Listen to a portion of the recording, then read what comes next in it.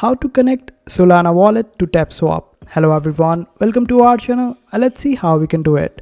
For this, just simply open up TapSwap, then go to the option of task, and over here you get the option of special. Simply click on it, and here you get the option of join Solana wallet.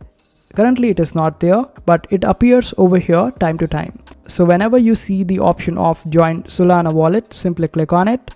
Then it will ask you to click on the option of go. Simply click on go, but before that make sure that you have a Solana wallet set up in your device, and after that it will redirect you to that particular Solana wallet.